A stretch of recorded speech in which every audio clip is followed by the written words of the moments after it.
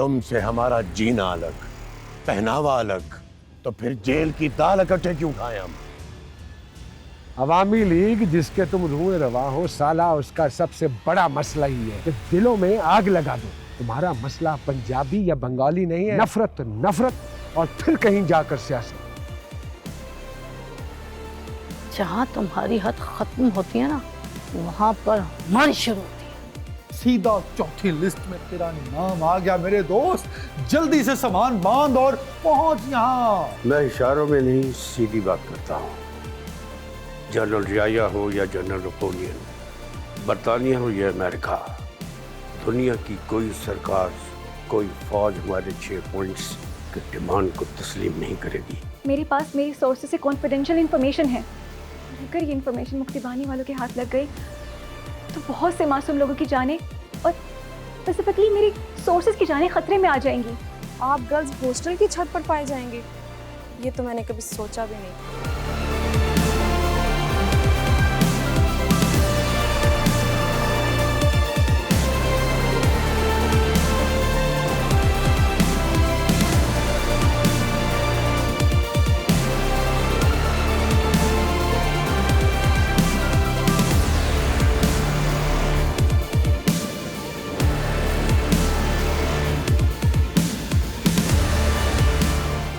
राखी, Dhaka university में हमें हमारा पहला जासूस मिल गया।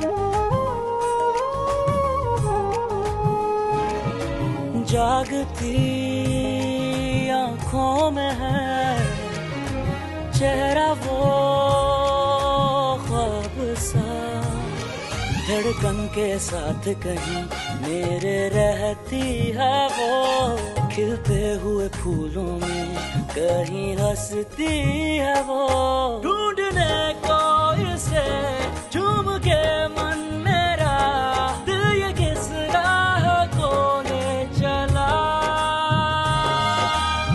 सुनो पवन सुनो घटा, बस में नहीं ये दिल मेरा। निजामुद्दीन आ रहा है। मैंने तो जागती आंखों से ख्वाब देखना शुरू कर दिया। अब ढाका यूनिवर्सिटी में बहारें ही बहारें होंगी। मारो इसे, मारो मारो मारो इसे, मारो मारो इसे, खूब मारो। एक थप्पड़ से इसका कुछ नहीं बनेगा। ये मारो मारो। ओ गुलफाम, वो किसको थप्पड़ मार रहा है?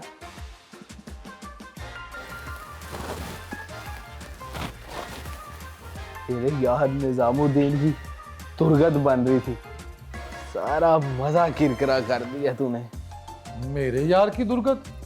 हाँ, तेरे यार की दुर्गत।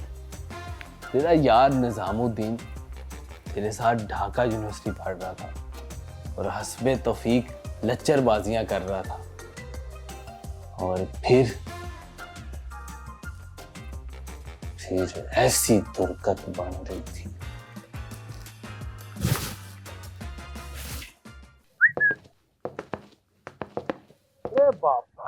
लड़कियां फंसाने में तो तू पीएचडी है। अरे यार क्या, हमार लड़कियों से थोड़ा दूर रहे, शोले पाकिस्तानी। ओए, तुझे लड़की मिलती नहीं है? वो जल्द हमार फौज आएगी तो तेरे हाथ और तेरी टांगे दोनों काट देंगे। रह जाएगी तुम्हार जुबान तो वो मैं काटूंगा। जुबान तो तू तब काटेगा ना जब तेरे हाथ बाकी रहेंगे। वो तो मैं अभी फारिग करता हूँ। जाओ भाई, तुम जाओ, प्लीज प्लीज जाओ, रिलैक्स। हम बाद में देख लेंगे। देख ले। छोड़ मुझे यार। अरे यार कुछ नहीं हुआ, चल प्लीज तू मेरे साथ चल, चल प्लीज चल मेरे साथ। और इस ख्वाब की ताबीर सुन जो मैंने अभी अभी देखा है। अगले हफ्ते निजामुद्दीन ढाका यूनिवर्सिटी आएगा और ढाका यूनिवर्सिटी की रुत बदल जाएगी, और फिर बदलती रुत में वो अपने साथ साथ हमें भी जलील करवाएगा। निजामुद्दीन अभी आया नहीं और शरीका पहले ही जेलस। मैं तो सोने ख्वाब देखूं, बाहर ही बाहर है।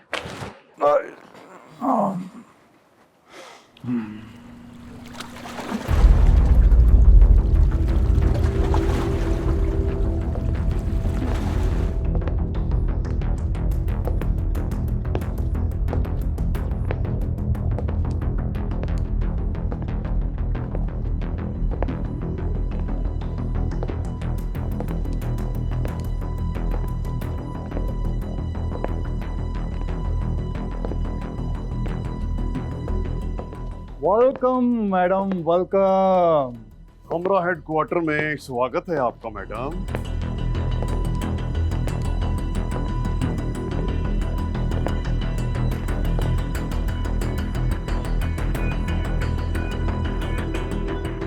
हमारे पैसे और सपोर्ट पर चलने वाला हेडक्वार्टर इतने जोशो फरोश से हमारा ही स्वागत कर रहा है। वाह, अच्छा है, अच्छा है। तुम्हारा सर से पांव तक वजूद हिंदुस्तान की महरूने मिन्नत है। क्या असला, क्या पैसा, क्या हेडक्वार्टर, और क्या ये तुम्हारे तन पे चढ़ा कपड़ा, सब हमारा दिया हुआ एहसान जो हिंदुस्तान की आवाम अपना पेट काट काट कर तुम लोगों के आगे फेंक रही है। वेलकम तो तुम लोग करोगे, सिर्फ मेरा नहीं, सारे हिंदुस्तान की सेना का तुम्हारे कंधों पर चढ़कर आजाद बांग्लादेश की सड़कों पर मार्च करेगी, और तुम दोनों भी तमाशाइयों में खड़े होकर हमारी सेना को सलामी पेश करोगे। कंधे तुम्हारे होंगे, बंदूक हमारी, कदम तुम्हारे और राज हमारा। खैर, मैं इस वक्त बहुत ही इंपॉर्टेंट मीटिंग के लिए आई हूँ।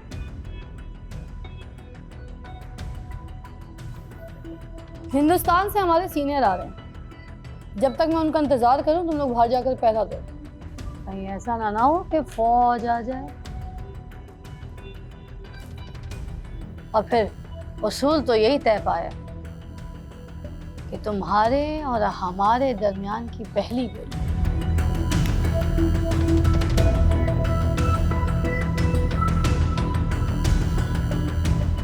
बंगाली फायर।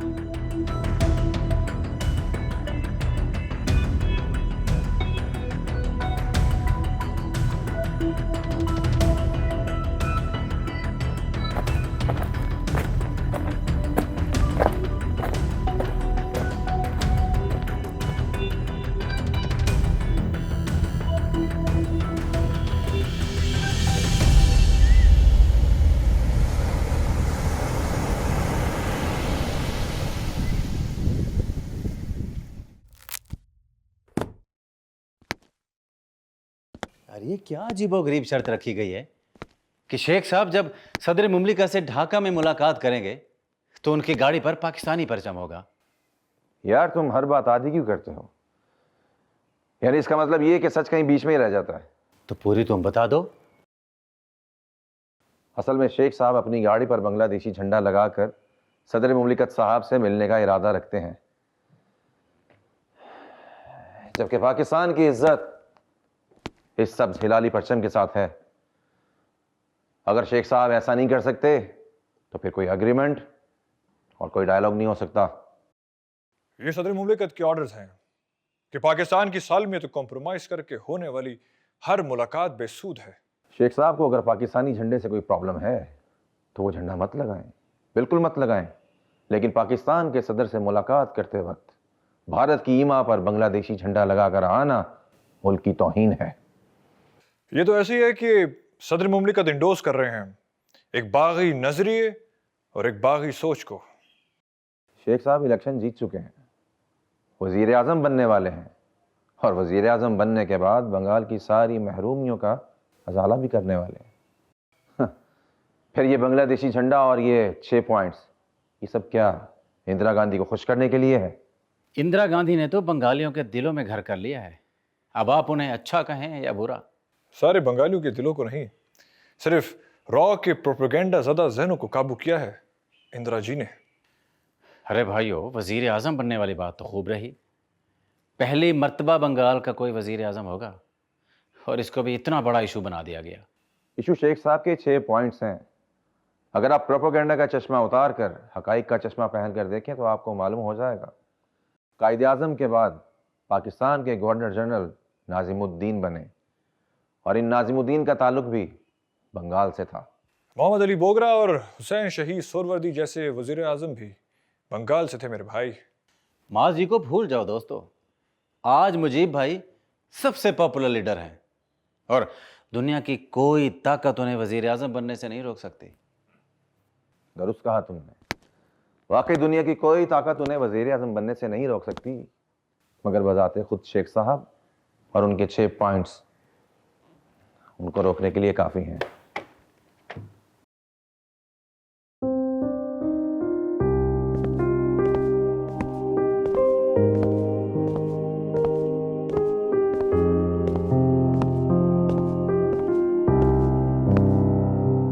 मेहरू जी, जैसा आप समझ रही हैं वैसा बिल्कुल भी नहीं है।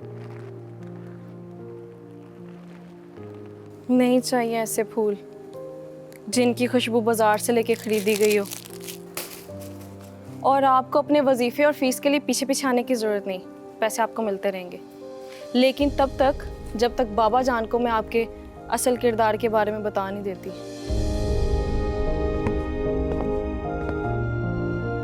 सुनहरी लड़कियों, इनको मिलो मिलो ना मिलो, गरीब होते हैं बस ख्वाब देखने के लिए।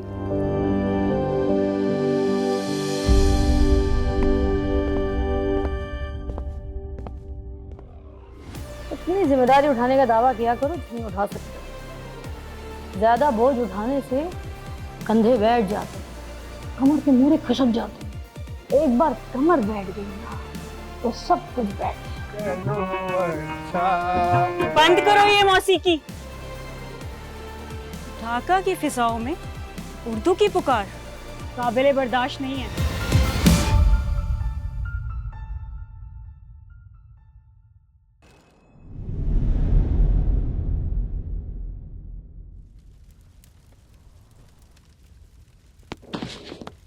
So,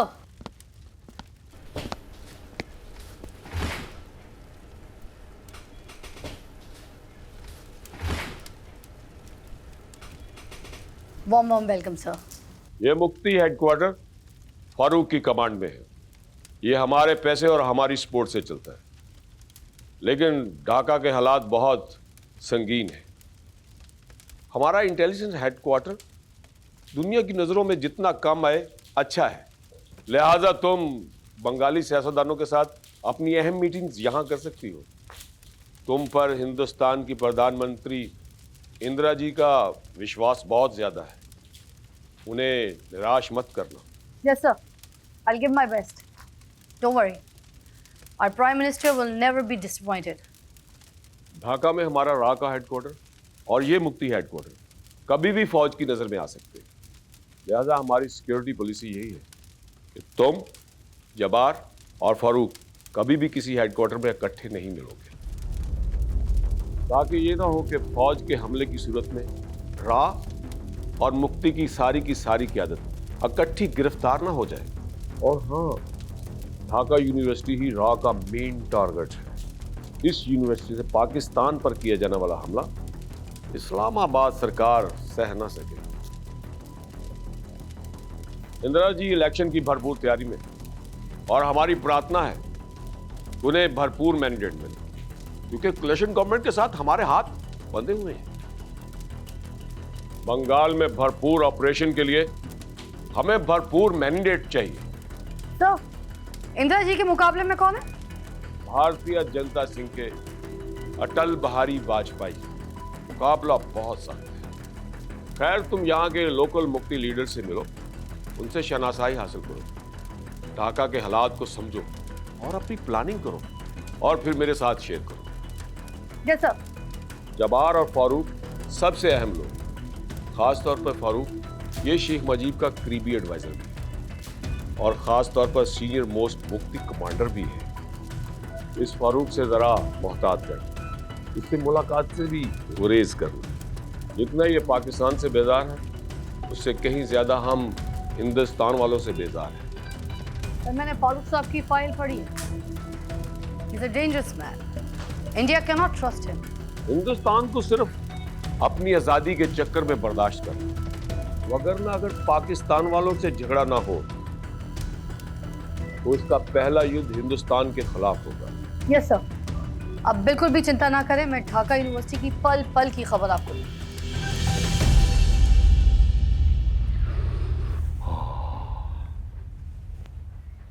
भाई मंगेतर को मना, वजीफे का सवाल है, वो कुछ ऐसा करके भाभी का दिल खुश हो जाए। भाभी तेरी सिर्फ सारा है, और रही बात महरून निसा की तो वजीफा और फीस दो तलवारें हैं, इनसे निजात का सोचना पड़ेगा। सोच मेरे दोस्त, सोच कि भाभी को क्या पसंद है। उर्दू शायरी, अदब, मौसीकी, पंजाबी उसकी जान है। तो बस यूनिवर्सिटी में ले आओ उर्दू और पंजाबी शायरी और मौसीकी, दिल खुश हो जाएगा उसका। आज महरून निसा की सालगिरह है। ये उर्दू शायरी और मौसीकी का एहतमाम महरून निसा के लिए तोहफा है। महरून निसा, हैप्पी बर्थडे। आपको याद था जी? अरे हम भूल सकते हैं क्या? ये बत्तियां और ये मौसीकी का एहतमाम आपकी सालगिरह के लिए ही तो किया है गुलफाम ने। सच्ची? मुच्ची, आपके कदम रंजा होने से इस महफिल की इज्जत अफजाई हो गई है महरून निसा।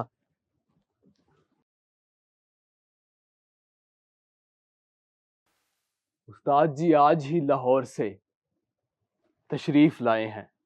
ऐसा सुर लगाते हैं कि जिनके दिल तक पहुंच ना हो उनके कदम खुद ब खुद हमारी तरफ उठते चले जाते हैं। सुर सच्चा हो तो दिल में उतर जाता है बरखुरदार।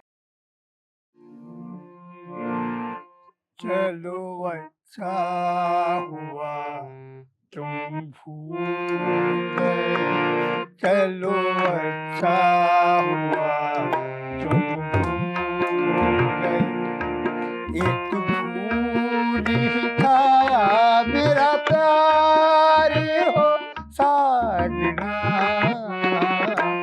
चलो अच्छा हुआ तुम भूल गए, चलो अच्छा।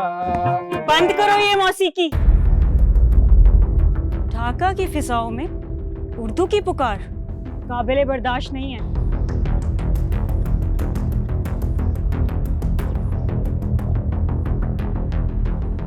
ढाका यूनिवर्सिटी की रिपोर्ट है। ये बंगाली और हिंदू प्रोफेसरों की लिस्ट है जो हमें रिपोर्ट करेंगे। और ये दूसरी लिस्ट उन दर्जनों मुलाजमीन की है जो ऑफिस से लेके यूनिवर्सिटी ग्राउंड तक हमें रिपोर्ट करेंगे। मैडम, ये हमारा खास जासूस है जिसका टारगेट ढाका रिपोर्टर की जर्नलिस्ट सद्दफ है। ये ढाका यूनिवर्सिटी में पढ़ती भी है और वहाँ के हॉस्टल में रहती भी है। और हाँ, इस लड़की की न्यूज़ के रिसोर्स बहुत ख़ास है, ख़ास तौर पे पाकिस्तान से वफादार बंगाली इस लड़की की न्यूज़ के रिसोर्स हैं और सद्दफ के कमरे से हासिल इंफॉर्मेशन बहुत फ़ायदेमंद होगी। क्या हो गया सारा तुम्हें? इतनी नफरत? अरे यार, उर्दू जैसी खूबसूरत और दिल नशीन जुबान के खिलाफ तुम्हारे ये दलाइल मेरी समझ से तो बाहर हैं। तुम जैसे लोगों की वजह से हमें आज तक आज़ादी नहीं मिली। बंगाल की सरजमीन में जब तक तुम जैसे बंगाली हैं, हमारी एकता और आंदोलन दोनों खतरे में हैं। सारा जी, ये किस चक्कर में पड़ गई यहाँ? आप आइए लाहौर और खुल के मुशायरे कीजिए बंगाली में, कोई नहीं रोकेगा आपको। सारा जी, थोड़ी लिबरल हो जाएं। ये आग यकीनन तुम लोगों ने लगाई है, मगर मैं खामोश तमाशाइयों की तरह नज़ारा नहीं कर सकती। आपको कौन तमाशाई समझता है यहाँ? आप तो आते हैं, आग लगाते हैं और चले जाते हैं। मोहतरमा, जो कोई भी तुम्हारा नाम है, यहाँ पर रहना है तो यहाँ के रंग में ढलना होगा। हमारा रंग जुदा है, जुदा ही रहेगा। अब आप आदत डालें इस उर्दू की। आदतें हमारी अच्छी हो या ख़राब, अब आपको इसी के साथ गुजारा करना पड़ेगा। जनाब को डिग्री नहीं मिलेगी ढाका यूनिवर्सिटी से, वरना कौन कम वक्त डिग्री लेने आया है यहाँ? हमें तो हिज्र के कांटे और विसाल की आरज़ुएं यहाँ तक ले आई हैं। जिल्लात की तलवार हो या शाहों के फरमान, मोहब्बत के आगे तो सब बेदस्तो बेपा है। इस माहौल में एक लम्हा गुजारना मुश्किल है मेरे लिए। दम घुट रहा है मेरा यहाँ पर। अरे उस्ताद जी, आप रुक क्यों गए? गाइए ना। मिठड़ी तान वे मैं तो हो गई कुर्बान वे मैं तो हो गई कुर्बान वे सोनी बंदी दी मिठड़ी तान वे मैं तो हो गई कुर्बान। ये सदफ के बारे में बस ये लिखा है कि ये एक रिपोर्टर है, ढाका यूनिवर्सिटी में पढ़ती है, और बस इसका बैकग्राउंड क्या है, इसका बाप क्या है, कुछ नहीं पता मुझे। सारी डिटेल्स है। क्या इसकी न्यूज़ स्टोरी का मटेरियल सरकार से आता है? क्या ये सरकार के लिए काम करती है? कुछ भी तो नहीं है इस रिपोर्ट में। It's incomplete report. क्या करूँ मैं उसका? मैडम, मुझे आप थोड़ा सा वक्त दे, मैं सब पता कर लेता हूँ। इतनी जिम्मेदारी उठाने का दावा किया करो जितनी उठा सकते हो। ज्यादा बोझ उठाने से कंधे बैठ जाते हैं, कमर के मूरे खिसक जाते हैं। एक बार कमर बैठ गई ना तो सब कुछ बैठ गया। सदफ की कंप्लीट रिपोर्ट चाहिए भाई मुझे, और इन मगरबी पाकिस्तान के लड़कों पर खास नजर रखनी है। अबे गुलफाम, अबे यार रुक तो सही। तो गुलफाम, तू तो सही। अरे अंकल, अबे ये क्या कहा है तुमने महरून निसा को? वो मुझसे इतनी बेजार हो गई है कि मुझ पर थूकने के लिए भी तैयार नहीं। अबे क्या तेरी अब मेरे साथ से ये सिफारिश करूं कि कम से कम वो तेरे मुंह पर थूकने के लिए तैयार हो जाए? अरे बाबे, बड़ा खुल के खेल रहा है तू, महंगी पड़ जाएगी तुझे गुलफाम से दुश्मनी। खुद को संभाल यार। और अंकल, क्या जरूरत थी ये आग लगाने की? क्यों आपने महरून निसा को बेचारे गुलफाम और सारा के बारे में बताया? सारे चक्कर में ना आपकी मिठाई तो गई। सिर्फ इतना सोच कि अभी सिर्फ इतना बताया है कि सारा गुलफाम को पसंद करती है और ये हालात है। अगर ये बता दिया कि गुलफाम सारा के पीछे बगैर करारी के लट्टू की तरह घूमता फिर रहा है, और जब वो लिफ्टिंग ना कराती तो उसे उसी लट्टू की तरह जमीन पर लोटपोट हो जाता है, तो समझो क्या कयामत आएगी। अंकल, प्यारे अंकल, प्लीज महरून निसा को बात बताना कि मैं सारा से मोहब्बत करता हूँ,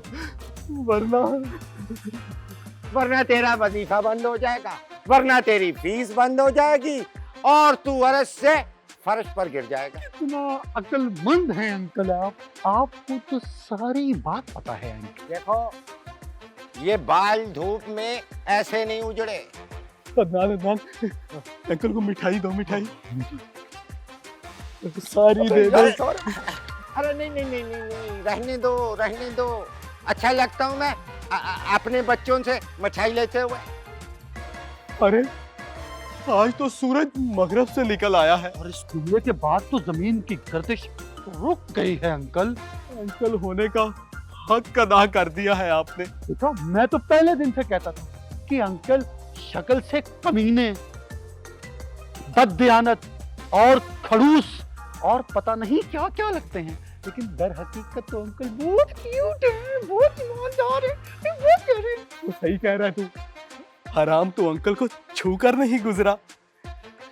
शुक्र है कि मेरे बच्चे मुझे पहचान गए। देखो बेटा, बात यह है कि हर चमकने वाली चीज सोना नहीं होती और हर खोटा सिक्का नगम्मा नहीं होता। वाह वाह वाह अंकल, अंकल दिल खुश कर दिया है आपने आज। दूधो नहाए, पोतों खेलें, सदा खुश रहे, 200 साल जिंदा रहे। वो वजीफा क्या है वैसे? वजीफा? कौन सा वजीफा? अरे मियां, वही वजीफा जो मेरुनिसा के वालिद साहब, आपके होने वाले ससुर, हर महीने आपको देते हैं। अब ये होगा कि उस वजीफे में से आधी कटौती हो जाया करेगी। और देख, इसमें बेईमानी मत करना, वरना तो आगे खुद समझदार है। अंकल समझे नहीं हम। देखो बेटा, हर इंसान का हक है कि वो तरक्की करे। और देखो, तुम्हें तो खुश होना चाहिए कि तुम्हारा अंकल भी तरक्की करना चाहे। तो खुश हो ना कि जब इसका वजीफा मुझे मिलेगा तो मेरी भी तो तरक्की हो जाएगी ना। समझ तो तुम गए होगे। हाँ जी, 50-50 समझ गया ना? हाँ।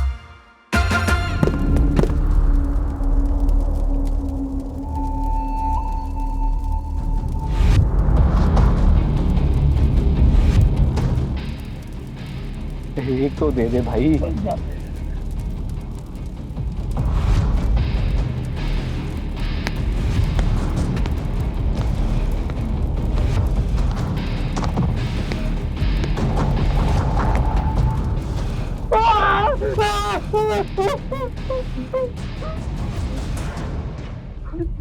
कुलफोम, तेरी आईडी के चक्कर में आज तो मारे गए।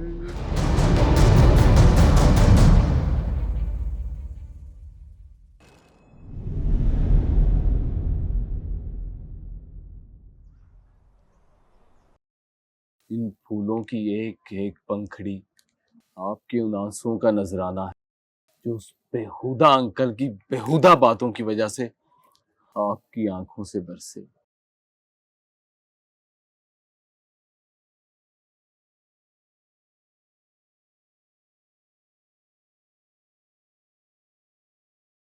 कितनी प्यारी महक है इनकी।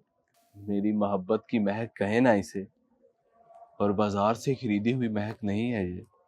देखें गुलफाम जी, हम हर लर्जिश, हर नादानी बर्दाश्त कर सकते हैं, मगर मोहब्बत में झूठ, ये गुनाह समझते हैं। अरे जनाब, जब से होश संभाला है सिर्फ आपको ही तो चाहा है, और इस दिल में क्या रखा है जरूरत और महरूमी के एहसास के अलावा। जरूरत? कैसी जरूरत? मेरा मतलब मोहब्बत के एहसास के अलावा। वो क्या है ना कि आपको देखकर जुबान फिसल जाती है हमारी। वो आपने ढाका आकर कोई शॉपिंग नहीं की? हर टाइम एक ही तरह के कपड़े पहने होते हैं। वो क्या है ना कि हालात ही टाइट चलते हैं। ये कुछ पैसे हैं, ये आप रख लें, बाबा जान ने हमें दिए थे शॉपिंग के लिए। आप अपने लिए नए कपड़े खरीद लीजिएगा। अरे नहीं नहीं नहीं, क्यों शर्मिंदा कर रही हैं आप?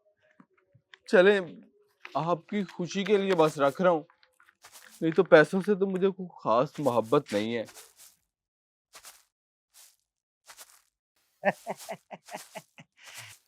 अरे गुलफाम बेटा, पहली मर्तबा तेरे हाथ में नोट देके ना काफी सुंदर लग रहा है तू। अंकल जी, क्या हाल है आपका? जी जी बेटा, पहले हालात तो ठीक नहीं थे, लेकिन अब बिल्कुल ठीक है। चले, मैं चलती हूँ, फिर मुलाकात होगी। जी जी, ख्याल रखिएगा, रोज मिलेंगे, हर रोज। खुदा हाफिज यार। गुलफाम भी, ये पता है क्या है, धंधे में ना हम ईमानदारी के कायल और पार्टनरशिप के अनुसार ये माल होगा 50-50। ये तुम्हारे और ये रहे हमारे। जीते रहो मेरा बेटा, जीते रहो।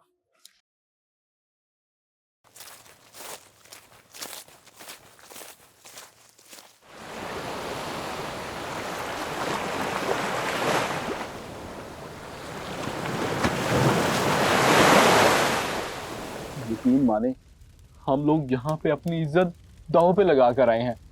कहीं वार्डन को पता चल गया ना कि हम गर्ल्स हॉस्टल की छत पर हैं, तो हम ये मुंह दिखाने के लायक नहीं रहेंगे किसी को। अव्वल तो ये बेहुदा आइडिया कि हम सब सदफ का कमरा लॉक करके छत पर पहरे दें तुम्हारा था। दूसरा, मुंह दिखाने के लायक तो आप पहले से भी नहीं थे। और ये कौन सा नई बात है दोनों के लिए? गुलफाम जी का आइडिया तो बेहतरीन था। अब जासूस रिसेप्शन से होकर सदफ के कमरे में तो नहीं जा सकता ना, लिहाजा ये छत ही वो वाहिद जगह है जहाँ से जासूस आता है और इंफॉर्मेशन लेके चला जाता है। और दूसरी बात, ये लोग अपनी इज्जत दांव पर लगाकर हमारे लिए यहाँ आए हैं। हाय इज्जत! अब देखें, जो चीज हमारे पास नहीं है वो भी हमने दांव पे लगा दी। अब तो ये बंगाल और पंजाब के दरमियान जो बदगुमानियां है ये खत्म हो जानी चाहिए। नहीं नहीं, ऐसा नहीं है। क्या पंजाब, क्या सिंध, बलूचिस्तान और क्या ही NWFP और बंगाल, ये 5 बाजू मिलते हैं तो पाकिस्तान बनता है। पता है दुख किस बात का है कि चलो ये तीनों तो पंजाब से हैं, मगर तुम दोनों बंगाल से होकर भी मगरबी पाकिस्तान की सरकार की भाषा बोलते हो। अफसोस, बहुत अफसोस। यार गुलफाम, चुप क्यों हो? बोलो भाई, बोलो। मैं चुप रहा तो मुझे मार देगा मेरा जमीन। गवाही दी तो छत पे मारा जाऊंगा। चलो छोड़ो इस मसीहा को। ये देखो मैं आपके लिए क्या लेके आया हूं, लेडीज।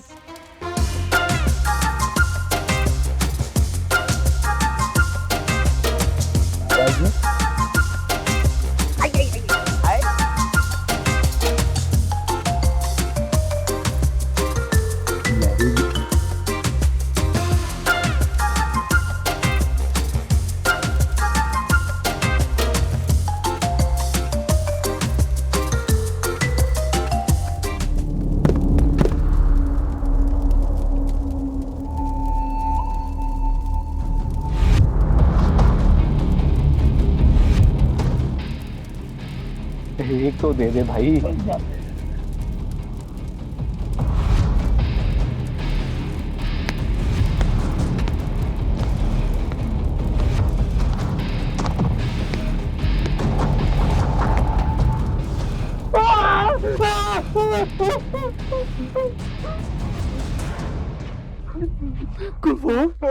तेरे आईडी के चक्कर में आज तो मारे गए। सर, ढाका यूनिवर्सिटी से हमारे जासूस राजन ने एक बहुत अहम इंफॉर्मेशन दी। पाकिस्तान से वफादारों की एक बड़ी तादाद इकबाल मोहल्ला में रहती है। हमारा कौमी शायर टैगोर है, इकबाल के नाम का मोहल्ला भी बंगाल को मंजूर नहीं है।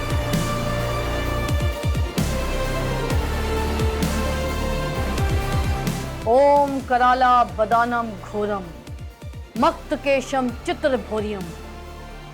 ओम कराला बदानम घोरम मुक्तकेशम चित्रभोरियम।